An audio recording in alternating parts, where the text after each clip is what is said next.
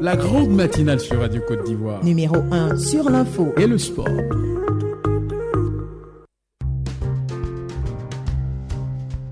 Radio Côte d'Ivoire, les sports d'ici et d'ailleurs. Le journal des sports, Brice Kouassi. Ah oui, tout à fait. Hein. J'ai été ce matin un peu malmené par Brice Kouassi. Bonjour. Bonjour Didier Fandé, nous sommes bien le mercredi, c'est le 4 août, jour de la célébration de la fête de l'indépendance au Burkina Faso. Bonjour tout le monde, 5h45, le midi à Abidjan, la même heure à Ouaga. Bonjour à tous et bienvenue au premier journal des sports. C'est sur Radio Côte d'Ivoire. Et débutons avec l'actualité, les JO de Tokyo, fin de parcours pour les athlètes ivoiriens. Hier, la dernière en piste, Talou Marie-Josée, une fois encore, n'a pu décrocher de médaille.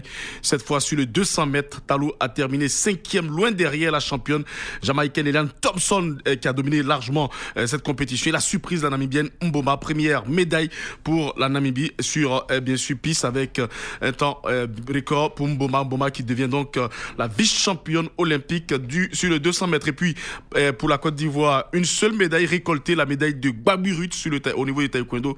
La Côte d'Ivoire, donc, pour cette fois, revient avec seulement une médaille. Pour les résultats d'hier, à noter, bien sûr, que la France est qualifiée pour les demi-finales du volleyball de 3-7-2. La France également qui a réussi à se qualifier pour le basketball et du handball. Et en demi-finale, la France va affronter respectivement la Slovénie et l'Égypte. La grosse surprise, l'Égypte qui a tombé hier l'Allemagne 31-26 au niveau du handball. Au niveau du football, le Brésil s'est qualifié en disposant au tir au but du Mexique 4-1, temps réglementaire 0-0. Et puis l'Espagne, cette défaite du pays organisateur, le Japon, 1-0, finale au niveau du football. Ça sera Brésil-Espagne. Donc pour cette finale, et puis à noter que les JO c'est jusqu'au 8 août. On reviendra longuement sur les différents résultats de ces JO sur le cours de 6h15 au journal des Jeux Olympiques.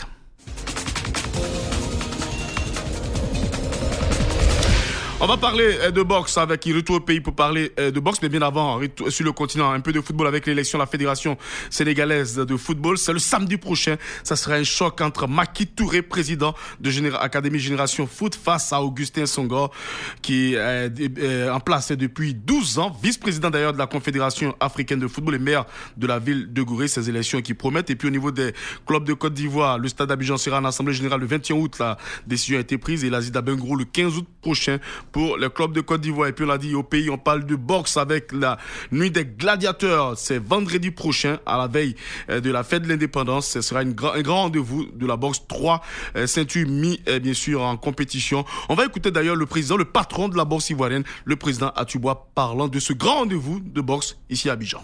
Triple championnat d'Afrique parce que ça sera une soirée où il y aura 3 ceintures qui seront des ceintures de challenge. Les 6 boxeurs qui vont s'affronter vont aller à la conquête de cette ceinture-là dans la version RBO, la Royal Organisation Boxing, et puis la World Professional Boxing mondial. 3 en même temps, non, ça n'a jamais existé. On a déjà fait un double titre,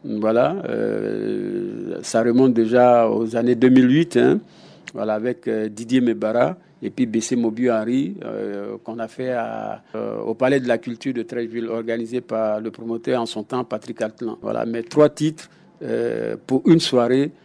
C'est une première. Rendez-vous pour tous les amoureux du Nobla vendredi prochain en soirée du côté du Palais des Sports de Treichville. Et puis pour tous ceux qui aiment la petite boule, c'est de la pétanque, ça c'est le retour des compétitions.